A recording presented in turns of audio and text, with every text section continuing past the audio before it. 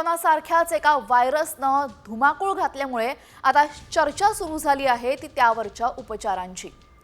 या नव्या HMPV व्हायरसवर नक्की कोणती लस आहे, कोणत्या औषधामुळे हा आजार बरा होतो, पाहूया त्याच संदर्भातला हा स्पेशल रिपोर्ट। नवा व्हायरस, ना औषध ना लस।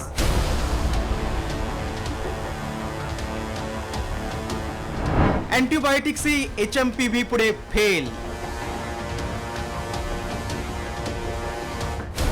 चीनमध्ये धुमाकूळ, भारताला टेन्शन। 5 वर्षांपूर्वी 100 पेक्षा जास्त देशांमध्ये कोरोनानं धुमाकूळ घातला होता। त्यानंतर आता त्याच कोरोनानं चीनमध्ये HMPVच्या नव्या विषाणूच्या रूपानं डोकं वर काढलंय। त्यामुळे चीनच्या हॉस्पिटलमध्ये मोठ्या संख्येनं रुग्णांच्या रांगा लागल्या। मात्र या भयानक HMPV विषाणूच्या संसर्गावर कोणतीही लस किंवा अँटीबायोटिक्स उपलब्ध नसल्याचं समोर आलंय। त्यामुळे या आजाराला रोखण्याचं मोठं आव्हान आता जगासमोर असणार आहे। या नव्या व्हायरसची लक्षणं काय आहेत ते पाहूया। सर्दी, खोकला, ताप, घसा खवखवणं, धाप लागणे, जुलाब, अंगावर पुरळ। कोरोनाप्रमाणेच घातक असलेल्या HMPV या विषाणूचा संसर्ग नेमका कसा होतो ते पाहूया। खोकला, शिंका किंवा संक्रमित लोकांच्या संपर्कात आल्यानं संसर्ग। संक्रमित लोकांनी वापरलेल्या वस्तूंमुळे संसर्ग। संसर्गाचा कालावधी 3 ते 5 दिवसांचा। लहान मुलं आणि वृद्ध व्यक्तींना लवकर संसर्ग होतो। चीनमध्ये वेगानं पसरणाऱ्या HMPV या नव्या व्हायरसवर कुठलीही लस किंवा औषध नसल्यानं हा विषाणू जास्त घातक ठरू शकतो। त्यामुळे सर्वांनी खबरदारी घेणं गरजेचं आहे। ब्युरो रिपोर्ट, साम TV न्यूज। त्यामुळे आता या नव्या व्हायरसमुळे फक्त चीनचंच नाही तर संपूर्ण जगाचं टेन्शन वाढलेलं आहे। त्यामुळे तुम्ही नक्कीच काळजी घ्या।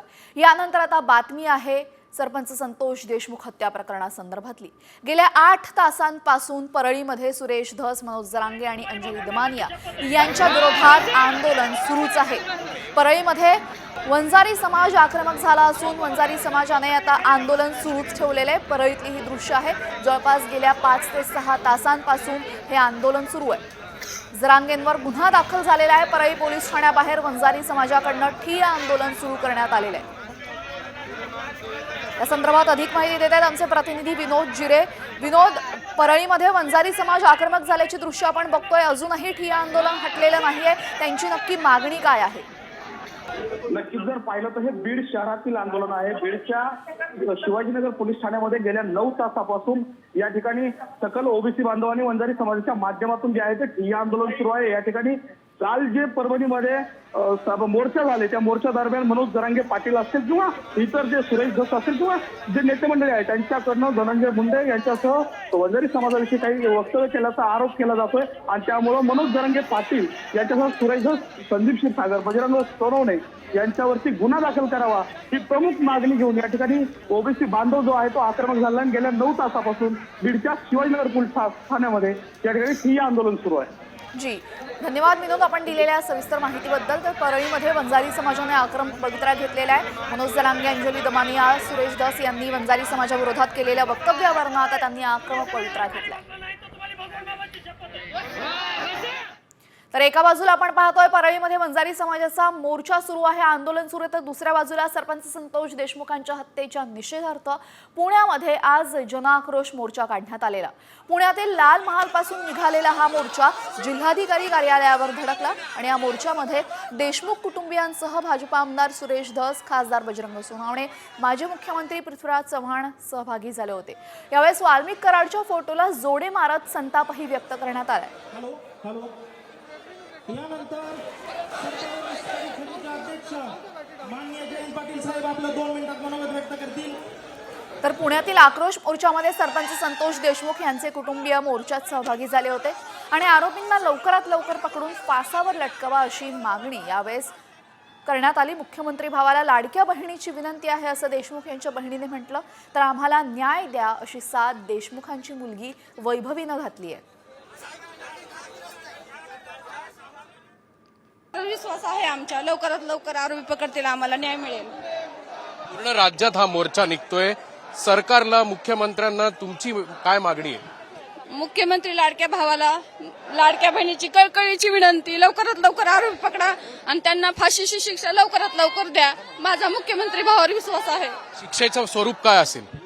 फाशीची शिक्षा. भावना आमच्या पहिल्यापासून एकच आहेत की आरोपींना शिक्षा झाली पाहिजे आणि आम्ही न्याय मागतोय. आम्हाला न्याय हा मिळाला पाहिजे. आज महिना होत आला, जर आरोपीच लवकर पकडत नसतील तर आम्ही न्यायाची प्रतीक्षा किती दिवस करायची? आम्ही तर न्याय लवकरात लवकर मागतोय.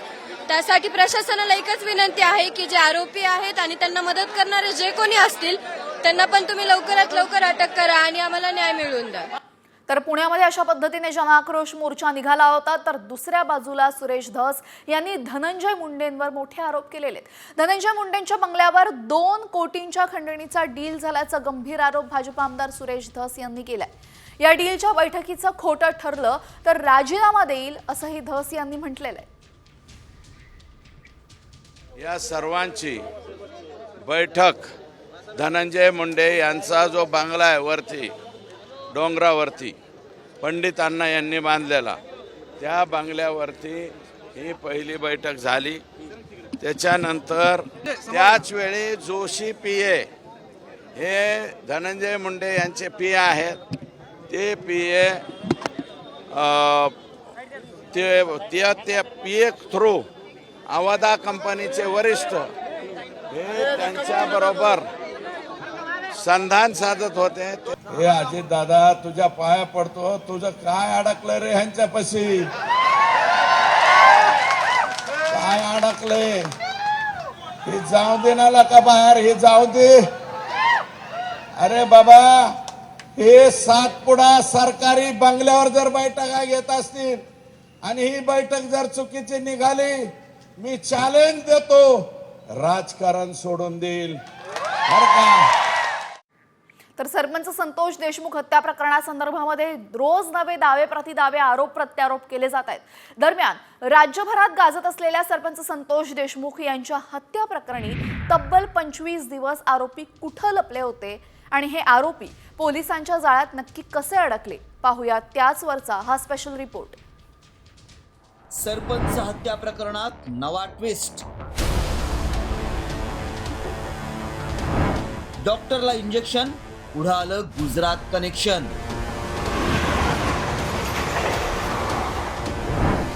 घुले सांगळेच्या अटकेची इनसाइड स्टोरी. मस्साजोगचे सरपंच संतोष देशमुख यांच्या निरघृण हत्ये प्रकरणातील मुख्य आरोपी सुदर्शन घुलेसह सुधीर सांगळेच्या पोलिसांनी मुसक्या आवळल्या. मात्र हे दोघेही तब्बल 25 दिवस कोणत्या बेळात लपले होते याचा चौकशी दरम्यान पर्दाफाश झालाय. यात या आरोपींचं गुजरात कनेक्शन पुढे आलंय. मुख्य आरोपी असलेल्या सांगळे आणि घुले यांच्या अटकेची नेमकी इनसाइड स्टोरी काय पाहूयात. संतोष देशमुखांच्या हत्येनंतर आरोपी गुजरातला पसार झाले. गुजरातमध्ये एका शिवमंदिरात 15 दिवस त्यांनी वास्तव्य केलं. 1 जानेवारीपर्यंत आरोपींकडचे सगळे पैसे संपले. कृष्ण आंधळेला पैसे घेण्यासाठी पुण्यात पाठवण्यात आलं. संपर्क न झाल्यामुळे सुदर्शन घुले, सुधीर सांगळेही मुंबई मार्गे पुण्यात आले. पोलीस चौकशीत डॉक्टर संभाजी वायभासेनं ठाव ठिकाणा सांगितला. सुदर्शन घुले, सुधीर सांगळेला बेड्या ठोकण्यात आल्या. कृष्ण आंधळे मात्र फरार झाला. मात्र या प्रकरणात ज्या डॉक्टर संभाजी वायभासेमुळे आरोपींचा ठाव ठिकाणा लागला, त्या संभाजी वायभासेचा नेमका काय रोल आहे पाहूयात. डॉक्टर संभाजी वायभासे आणि सुरेखा वायभासे धारूर तालुक्यातील रहिवासी आहेत. वायभासे डॉक्टरकीसोबत ऊसतोड कामगारांचा मुकादम देखील आहे. एखादा कामगार पळून गेला तर सुदर्शन घुले कामगाराकडून वसुलीचं काम करायचा. घटनेनंतर घुलेनं वायभासेला संपर्क केला आणि आरोपींचा ठिकाणा लागला. पोलिसांनी तांत्रिक बाबी तपासून घुले आणि सांगळेच्या मुसक्या आवळल्या. सरपंच संतोष देशमुख यांच्या हत्येत प्रत्यक्ष सहभागी असलेल्या 7 पैकी 6 आरोपींना पोलिसांनी बेड्या ठोकल्या आहेत. तर देशमुख यांचा गाववाला असलेला आणि आरोपींना मदत करणाऱ्या सिद्धार्थ सोनावणेच्याही पोलिसांनी मुसक्या आवळल्या आहेत. तर वाल्मिक कराडलाही खंडणी प्रकरणात 14 दिवसांची CID कोठडी सुनावली आहे. त्यामुळे बसवराज तेली यांच्या अध्यक्षतेखाली सरकारनं स्थापन केलेली SIT 7वा आरोपी कृष्ण आंधळेला कधी जेरबंद करणार आणि संतोष देशमुख यांना न्याय कधी मिळणार याकडेच राज्याचं लक्ष लागलंय. ब्युरो रिपोर्ट, साम टीव्ही न्यूज. तर या दोघांनाही नक्की कसं जेरबंद करण्यात आलं या संदर्भातली इनसाइड स्टोरी आपण नुकतीच सामवर पाहिली. यानंतर आता सरपंच हत्या प्रकरणामध्ये बीडच्या पोलीस अधीक्षकांनी मोठी कारवाई केलेली आहे. बीडच्या 4 पोलीस अधिकाऱ्यांच्या बदल्या करण्यात आल्या आणि यामध्ये केजचे पोलीस निरीक्षक प्रशांत महाजन यांची नियंत्रण कक्षात बदली करण्यात आली आहे. तर पोलीस निरीक्षक वैभव पाटील केज पोलीस स्टेशनचे प्रभारी म्हणून काम पाहणार आहेत. पोलीस निरीक्षक सय्यद मजहर अली अबू तालिब हे नियंत्रण कक्षातून आता परळी ग्रामीण पोलीस स्टेशनचा पदभार घेणार आहेत.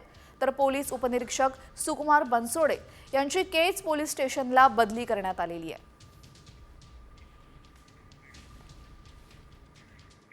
सरपंच हत्या प्रकरणामध्ये आतापर्यंत 8 आरोपींना बेड्या ठोकण्यात आलेल्या आहेत. मात्र या 8ही आरोपींना वेगवेगळ्या पोलीस कोठडीमध्ये डांबण्यात आलेले आहे. सुदर्शन घुले, सुधीर सांगळे आणि सिद्धार्थ सोनावणे या तिघांना माजलगाव पोलीस ठाण्याच्या कोठडीमध्ये ठेवण्यात आलेले. तर खंडणीच्या गुन्ह्यातील वाल्मिक कराड याला बीड शहर पोलीस ठाण्याच्या कोठडीत ठेवण्यात आले. महेश केदार, प्रतीक घुले, जयराम साटे, विष्णू साटे हे गेवराई पोलिसांच्या कोठडीत आहेत. तर या संवेदनशील प्रकरणी 8ही आरोपींना एकत्रित ठेवल्यास तपासावर त्याचा परिणाम होण्याची भीती आहे. तसंच पोलिसांची दिशाभूल करण्याचा कटही आखला जाऊ शकतो म्हणून त्यांना वेगवेगळ्या ठिकाणी ठेवण्यात आले.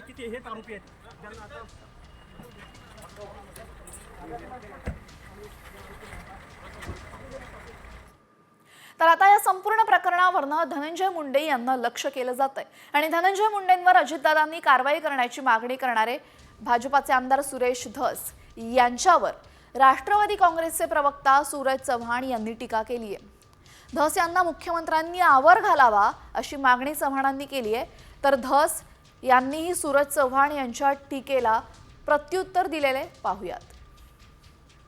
धस राजकारणाच्या पोटी म्हणजे संतोष देशमुख यांच्या हत्येचं राजकारण करतायत आणि कुठंतरी आपल्याच मित्रांना अडचणीत आणण्याचं काम ते करतायत. म्हणून मी देवेंद्र फडणवीस साहेब यांना विनंती केली होती की त्यांनी तात्काळ यांना आवर घालावा. ते अजितदादा काय बोलले होते की चौकशीमध्ये जो कोणी दोषी आढळेल त्याच्यावर कारवाई करणार म्हणजे करणार. मग चौकशी चालू असताना सुरेश अण्णांनी अजितदादांना का प्रश्न विचारावा, का हुआ तेरा वादा म्हणून, म्हणजे तुमच्या गृह खात्यावर विश्वास नाही का की गृहमंत्र्यावर विश्वास नाही, याचं उत्तर अण्णांनी द्यावं. तुम्ही इथं येऊन अजितदादाच्या कानात जाऊन काय सांगता रे आणि तुम्ही बोलता. माझी विनंती आहे, अजितदादाच गेलते. मी दादान काल म्हणलं क्या हुआ तेरा वादा. अरे अजितदादावर टीका केली नव्हती मी. कमून लावून घेता उगाचे उग. अजितदादा बरोबर 10-11 वर्ष आम्ही बे काम केलं. तो तसा माणूस नाही, पण जे घेरा घेतलाय अजितदादाला सगळे गंड गंड मंड रंड रंड असले. तर महायुतीमध्ये यामुळे घमासान होत असल्याचे चित्र बघायला मिळतंय. बीडमधले सरपंच संतोष देशमुख हत्या प्रकरणानं संपूर्ण राज्यातलं वातावरण ढवळून निघालंय. मुख्यमंत्र्यांनी SITची घोषणा केली, मात्र SIT मधील अधिकाऱ्यांचे वाल्मिक कराडशी संबंध असल्यावरनं विरोधकांनी हल्लाबोल केलाय. तर कराडचे मित्रच जर SIT मध्ये असतील तर निष्पक्षपणे चौकशी कशी होणार असा सवालही उपस्थित होतोय. पाहुयात याच संदर्भातला हा स्पेशल रिपोर्ट. SITत कराडचेच यार, तपास कसा होणार?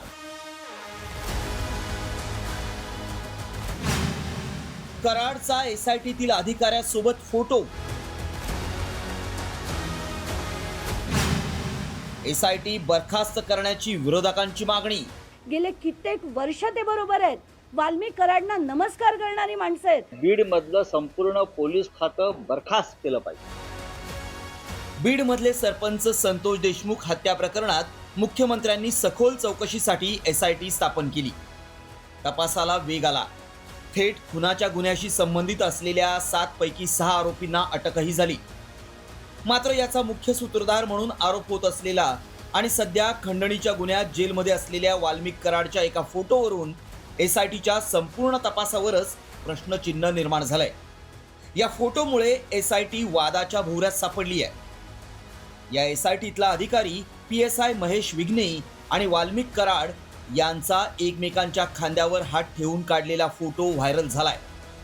त्यामुळे विरोधकांनी ही SITच बरखास्त करण्याची मागणी केली आहे. आधी वाल्मिक कराड आणि अन्न व नागरी पुरवठा मंत्री धनंजय मुंडे यांच्या निकटच्या संबंधांवरून आधीच विरोधकांनी महायुतीला घेरलंय. त्यात आता हा फोटो आल्यामुळं वाद आणखीनच चिघळलाय.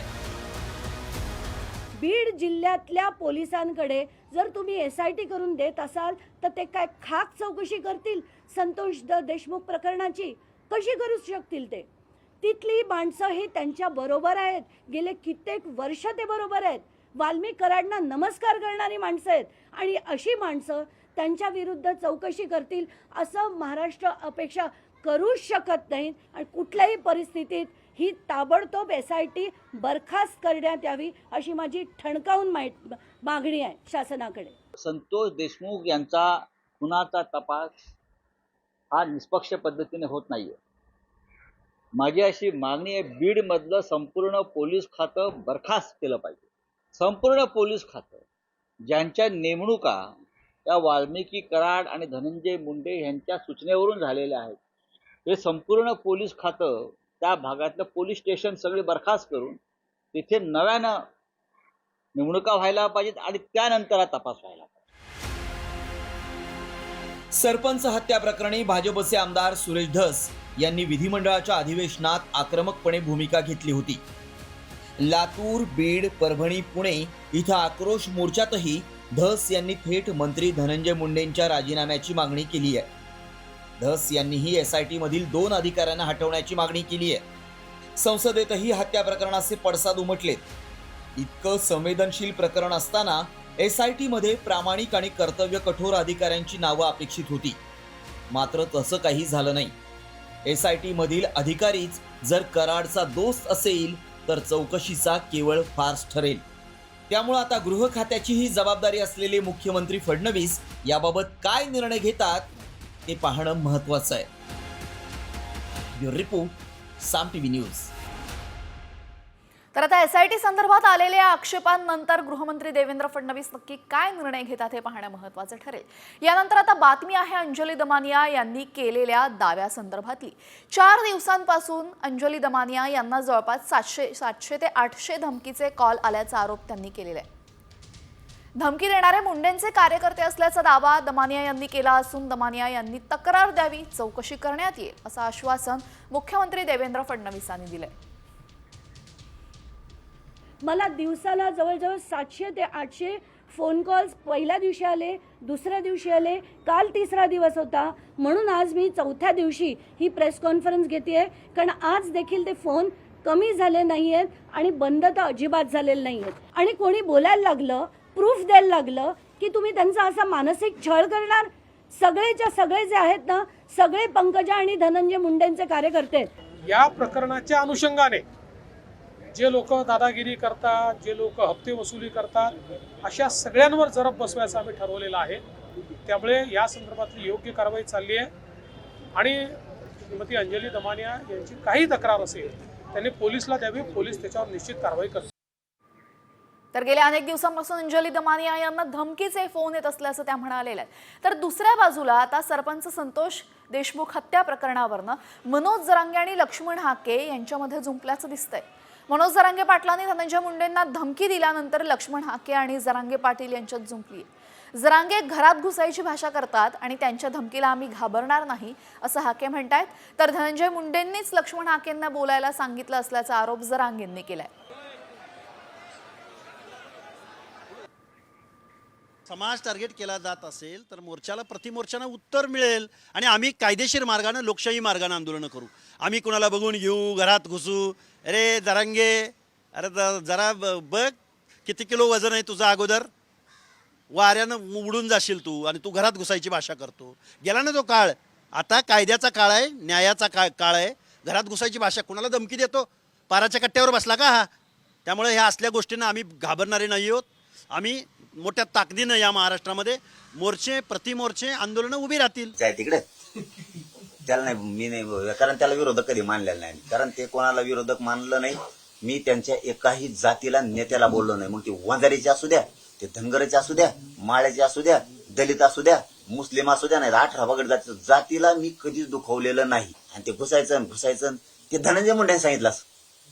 त्याला दुसरं काही कामच नाही. आता ते बसलं लपून. आता सांगत याला फोन करून, त्याला फोन करून, या किरळ लागलेलं नाही की मी